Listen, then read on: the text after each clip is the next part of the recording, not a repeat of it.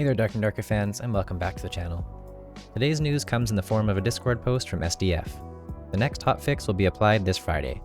The item drop rate test has ended and will be adjusted to an appropriate level. Now, reading this post, it would seem obvious that the drop rate test will end on Friday when IronMace applies the next patch. Conversely, it literally says the drop rate test has ended, so I have ran into some folks who are claiming that the test is already over and the loot has been normalized. That said, I haven't seen any proof that it is over, and I still see purples dropping in normal goblin caves. At any rate, looking at the feedback on Discord and Reddit, it seems that a majority of players had liked the buff to in-game loot drops and were hoping that it would stick around. Unfortunately, confirmed with this announcement, the manner in which loot has been dropping since hotfix 15 has been part of a balancing test, and the developers now feel like they have enough data to end the party. Unfortunately, as is usual with IronMace, they didn't really tell us what the change will be. An appropriate level doesn't actually tell us anything. It just means that the drop rates will be in line with where the developers think it should be. So what does this mean for the average player? On average, I think this coming fix is going to hurt most players because there is no wipe accompanying the change.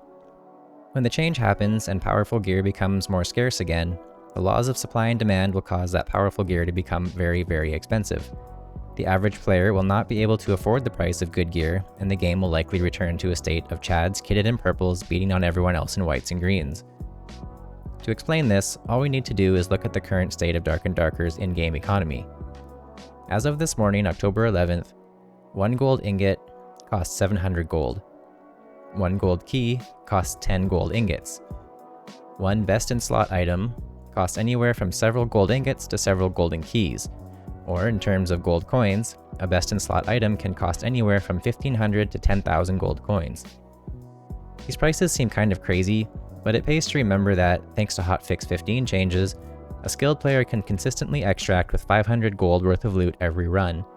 Myself running solo high roller crypts, I can make even more than that, so these prices definitely reflect the current availability of gold.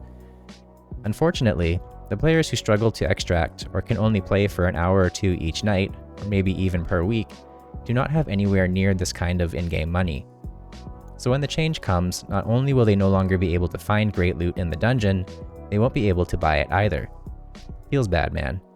This is why this type of change should include a wipe. The economy is just too messed up to let it continue.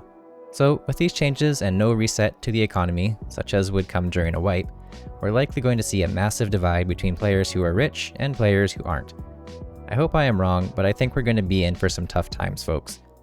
That's it for now. Thanks for watching, and thanks for any likes, comments, and subscriptions. I appreciate your engagement with the channel.